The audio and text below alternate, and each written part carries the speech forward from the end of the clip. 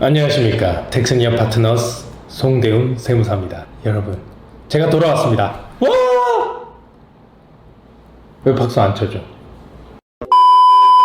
네, 여러분, 너무 오랜만에 뵙습니다. 네, 많은 분들이 제 영상을 보고 싶어서 정말 안달이 나시진 않았던데, 어쨌든 제가 너무 바빴어요. 본업도 하고, 당연히 강의도 쓰고, 뭐 책도 쓰고 하느라고, 그래서, 네, 책이 나왔습니다. 따란! 네, 이렇게. 나는 세무사 없이 세금 신고한다. 야, 어그로가 장난이 아니죠. 지금 교보문고에서 전찰리? 네, 찰리 판매 중이니까 가서 보시면 정말 많은 도움 되실 거라고 저는 자부합니다. 그래서 어쩌라고요? 네, 사달라고요. 네. 어쨌든 각설하고, 네, 제가 오랜만에 돌아온 것이니만큼 좀 무거운 주제를 준비를 해 보려고 했는데 그건 안 되겠더라고요. 네, 가벼운 주제도 무거운 주제도 아닙니다. 꼭 알아야 될 주제를 좀 준비해 봤습니다. 누가? 네, 온라인 쇼핑몰 사업자분들입니다. 이름하여 온라인 쇼핑몰 알잘딱 세금 신고 10개명이라고 합니다. 괜찮죠? 네, 저도 괜찮더라고요. 제가 이 제목을 짓고 깜짝 놀랐어요. 나한테도 이런 센스가? 네, 이 주제는 어떤 거냐면, 와, 이거 진짜 알면은 절세 완전 진짜 풀로 땡기겠는데 장난 아니다 정도까진 아니지만, 제발 온라인 쇼핑몰 하시는 분들 이것만큼은 좀 알아달라 하는 마음에 작성한 거거든요. 그러니까 온라인 쇼핑몰 하시는 분들 잘 공부해서 큰 도움 되시길 바라면서, 미리 말씀드리면 오늘 강의는 너무 길기 때문에 제가 1편, 2편으로 나눴습니다. 우리 유로바들은 좀 긴 거 싫어하거든요. 그래서 제가 짧게 나눠서 올렸으니까 취향에 맞게 들을 거 듣고 뺄 거 빼고 하시면서 정말 큰 도움 되셨으면 좋겠습니다. 네, 그럼 시작해 보도록 하겠습니다.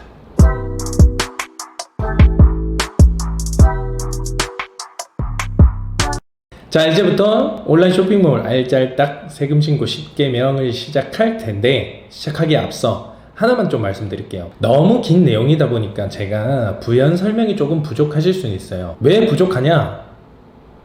연락하시라고요. 네, 전화번호 있잖아. 상담 무료거든요. 기장 상담만요. 재산세는 무료 아니에요? 어쨌든 그래서 조금 부족할 수도 있다는 점 양해 부탁드리고요. 처음 주제는 가볍게 가볼게요. 처음 주제는 뭐냐? 내가 온라인 쇼핑몰을 한다. 그럼 그냥 무조건 간이가세자 합시다. 이겁니다. 뭐 간혹 간이가세자가 안 되는 업종이나 뭐 지역 같은 것 때문에, 혹은 그런 다른 요건들 여러 가지가 있는데, 그런 요건들 때문에 간이가세자가 안 되는 분들, 혹은 간이가세자를 했을 때 오히려 독이 되는 분들은 분명히 있습니다. 하지만 온라인 쇼핑몰은 단언컨대 이유 묻지 마세요. 제발 그냥 간이가세자 하시면 됩니다. 무조건 이익이에요. 왜냐고 물으신다면, 네, 텍스니아 파트너스 블로그, 네, 여기저기 찾아보시면 정말 세세하게 다 써져 있으니까 보시면 되고요. 뭐 URL 정도는 올려드릴게요. 그 정도면 오케이? 네, 그래서 그거 한번 보시고 여러분들은 시뮬레이션 이런 거 따로 돌릴 필요 없습니다. 돌릴 필요 없고 그냥 묻지도 따지지도 말고 간이가세자로 시작하시면 된다는 거 명심하시고요. 자, 그리고 두 번째, 사업자 없는 삼촌이나 CS 알바, 모델 알바 등등 쓸 때는 꼭 원천세 신고를 하여야 우리가 비용으로 인정받을 수 있다 입니다. 자, 온라인 쇼핑몰 중에서도 특히 의류하시는 분들, 사입 삼촌들 많이 쓰실 겁니다. 그리고 이런 거 있어요. 나는 남자인데 난 여성 의류를 팔 거야. 자, 그러면 내가 여성 의류 입어볼 거예요? 나쁘진 않은 것 같은데 재미는 있겠네요. 네, 근데 아주 불쾌하겠죠? 그렇기 때문에 우리는 알바를 쓸 겁니다. 모델을. 뭐 이런 것도 있어요. 뭐 요즘에는 상품 살 때 그 상품 페이지에 올릴 수 있는 이미 착장된 이미지들을 많이 준다고 하긴 하던데, 뭐 그런 거 말고요. 어쨌든 우리 모델 쓸 수는 있잖아요. 그런 사입 삼촌이나 모델이나 뭐 CS 알바 등등을 쓸 때, 그럴 때 우리가 수수료나 페이를 줄 거잖아요. 그런 수수료나 페이는 이 원천세라는 걸 신고해야만 우리가 비용으로 볼 수 있습니다. 물론 사업자가 있는 삼촌의 경우에는 뭐 우리가 세금계산서 끊어주세요 하면 되겠죠. 근데 그렇지 않은 분들은 원천세 신고를 해야 되는데, 이 도대체 원천세 신고가 뭐냐, 많은 분들이 질문을 하시더라고요. 물론 제가 제 영상을 열심히 뒤져보면 영상 중에 있습니다. 이거는 링크 안 줄 테니까 한번 찾아보세요. 찾아봐라. 네, 찾아볼까요? 근데 어쨌든 이 원천세를 알려면 일단 원천징수라는 게 뭔지를 알아야 돼요. 원천징수가 뭐냐면, 자, 여러분 주위에 근로소득자, 급여 받는 월급쟁이, 죄송합니다. 네, 월급 받으시는 분들 있죠. 우리가 근데 월급 받는다 이런 얘기도 하지만 세후 월급이 얼마다 이런 얘기도 하잖아요. 이 세후라는 게 결국 이게 세금을 뗀 거거든요. 이 원천세 뗀 거예요. 네, 이걸 구체적으로 한번 설명해 볼게요. 우리나라에서는 종합소득세법이라는 게 그런 겁니다. 어느 개인이든 소득을 벌면 그거를 종합해서 합쳐서 무조건 세금을 내라, 요겁니다. 근데 이렇죠. 우리가 개인이야, 그러니까 직원인 거예요. 우리 세금 내는 방법 알까요? 모르잖아요. 그러니까 국세청에서 이렇게 얘기를 하는 겁니다. 그러면은 그래도 사업자들이 좀 개인보다는 좀 잘할 거 아니야? 그럼 너희들이 지급을 할 때 너희가 대신 세금을 좀 떼서 대신 내달라 라는 겁니다. 네, 여기서 세금을 대신 떼는 행위라는 게 원천징수고요. 그 원천징수를 한 것을 대신 너희가 내라 하는 그 세금이 원천세인 겁니다. 너무 쉽죠? 네, 법적인 용어는 조금 다를 수 있으나 제가 쉽게 설명드리려고 풀어 쓴 점 이해해 주시고요. 여기서 중요한 거는 그 사입 삼촌, 아까 사업자 없는 분이라 했죠. 그리고 모델분도 프리랜서기 때문에 사업자 없을 거잖아요. 그래서 그런 분들은 개인이기 때문에 우리가 원천세라는 것을 대신 내줌으로써, 그게 뭐 세금계산서니 뭐 계산서, 신용카드 매출전표 이런 걸 적격증빙이라고 하는데 적격증빙처럼 되는 거예요. 다시 말하면 비용으로 인정받을 수 있는 거죠. 그래서 우리가 그분들을 쓸 때는 꼭 원천세 신고를 해야만 비용으로 인정받을 수 있다. 명심 또 명심 부탁드립니다. 자, 그리고 세 번째는 특정 분들에게 말씀드리는 거라서 이건 나는 아니다 하시면은 네 번째로 스킵하시면 됩니다. 바로 구매 대행의 매출은 판매 금액 빼기 매입 금액 빼기 해운비다, 요것입니다. 구대를 좀 공부하신 분들은 구매 대행의 매출은 판매 금액이 아니구나 를 바로 아실 거예요. 네, 법상으로는 이 수수료, 결국 구매 대행은 대행하는 사람이기 때문에 수수료가 매출이다 라고 할 수 있는데, 예전 영상에서도 다룬 적이 있지만 이 수수료라는 것을 플랫폼이 측정해 주진 않거든요. 플랫폼은 판매 금액만 보여줘요. 물론 세무대리인도 몰라요. 다시 말하면 이거는 직접 집계해야 된다는 거거든요. 그러면 어떻게 집계해야 되는지 알아야 되잖아요. 제목은 이러하나 제 말을 좀 명심하시면 될 것 같아요. 자, 여기 설명드리면 우리가 고객으로부터 결제를 받고 고객 집까지 이렇게 운반하는 데까지, 네, 이게 한 사이클이잖아요.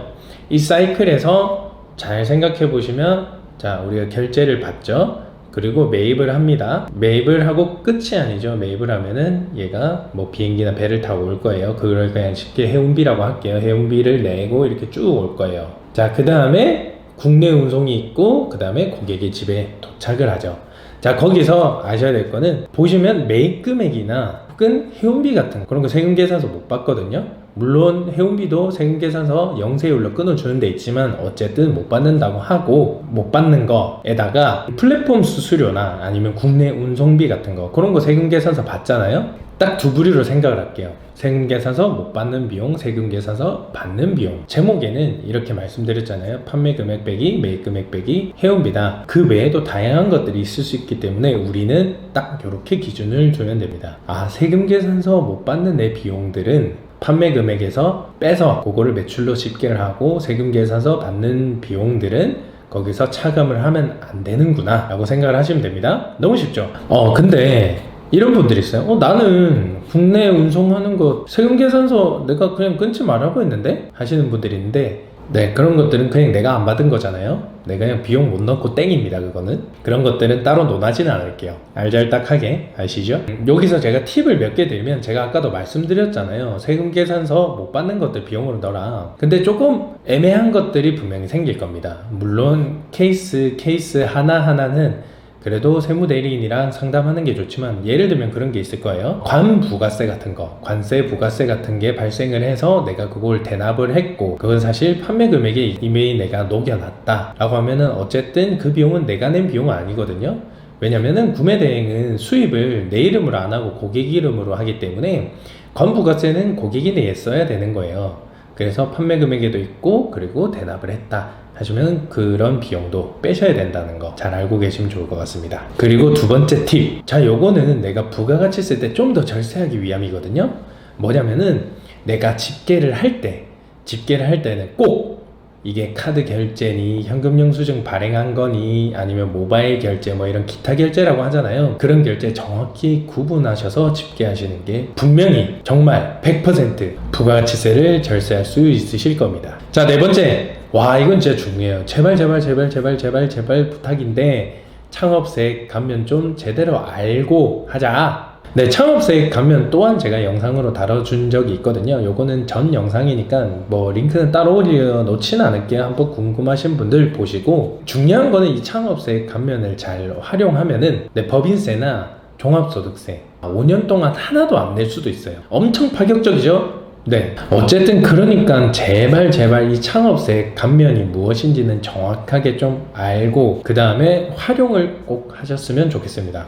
이 창업세액 감면은 많은 유루바 분들이 아니면 혹은 블로그 같은데 정말 많이 써놨거든요. 그러니까 꼭 공부하셔서 인지를 하시면 좋을 것 같고, 제가 드릴 수 있는 말은 꼭 사업자 등록 전에 이 부분을 숙지하셔서 활용을 하셔야 됩니다. 사업자 등록을 하고 나면은 이거 활용할 수 있는데도 못할 가능성이 있거든요.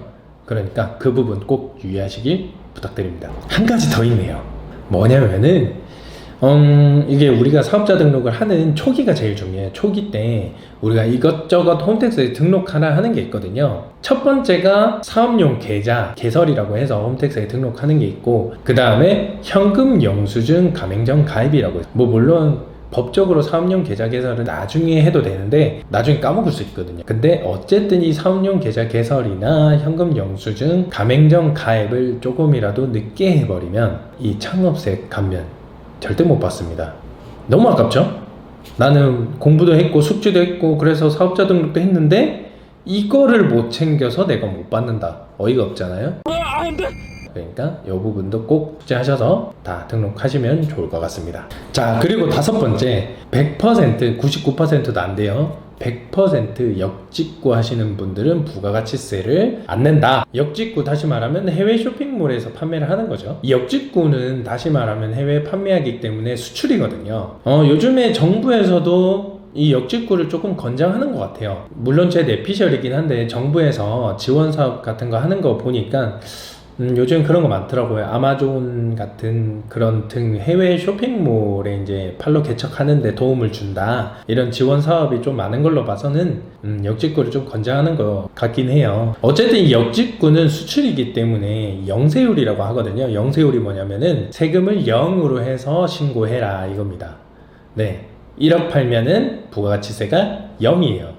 그러면은 2억 팔면은 부가세가 몇이게요? 죄송합니다. 왜 이러는 걸까요? 네, 0이죠. 결국 부가가치세는 낼 것이 없다는 거예요. 왜 이 부분을 말씀드리냐면 우리가 어쨌든 이 세금적으로 부담이 있기 때문에 내가 온라인 쇼핑몰 개설하는데도 조금 꼬리낌이 있을 수는 있죠. 네, 없을 것 같긴 한데 있을 수도 있잖아요. 그러면은 그런 분들은 역직구를 하게 되면 조금 공부하셔서 사실 요즘에는 어렵지 않거든요. 네, 공부하셔서 역직구를 하시면은 부가가치세는 적어도 내지 않는다. 오히려 환급받을 수 있다. 왜냐면은 매출에 대해서 부가세는 0인데 내가 매입한 것들 있잖아요. 산 것들 있잖아요. 그거는 또 빼주거든요. 네, 그러면은 빼주는 게 더 많아서 마이너스가 되면은 환급이에요. 그러면은 부가세 때마다 약간 꽁돈 받는 느낌? 좋긴 하네요. 그죠? 대신에 여기서 주의할 점. 자, 제가 첫 번째 1계명 뭐라 했죠? 그쵸? 뭐가 그쵸? 네, 제가 얘기할게요. 자, 1계명에서 제가 무조건 간이가세자 하시라고 했는데 오히려 독이 되는 분도 있을 수 있다 했잖아요. 바로 역직구 하시는 분들은 일반 가세자를 해야 합니다. 왜냐면은 간이 가세자는 아무리 마이너스가 커도 환급해주지 않아요. 근데 일반 가세자는 환급해주거든요. 그렇기 때문에 역직구 하시는 분들은 일반 가세자로 등록하시길 부탁드립니다. 오케이, 어떻게 좀 도움이 되셨나요? 다음 편에서는 6번째부터 10번째까지 진행을 하도록 할 텐데, 오랜만에 한 만큼 저도 여러분의 힘을 많이 받고 싶습니다. 뭐냐고요? 구독과 좋아요, 알림 설정까지 여러분 해주실 거죠? 이제부터 정말 꾸준하게 올리려고. 오늘 미용실 갔는데 선생님 저한테 맨날 약속 안 지킨다고 경거망동 하지 말라고 하더라고요. 네, 그래서 경거망동 하지 않을게요. 어쨌든 여러분을 저도 자주 뵙고 싶은 마음은 굴뚝 같으니 여러분의 사랑도 저한테 많이 듬뿍 부탁드립니다. 감사합니다. 지금까지 텍스니어 파트너스 송대훈 세무사였습니다.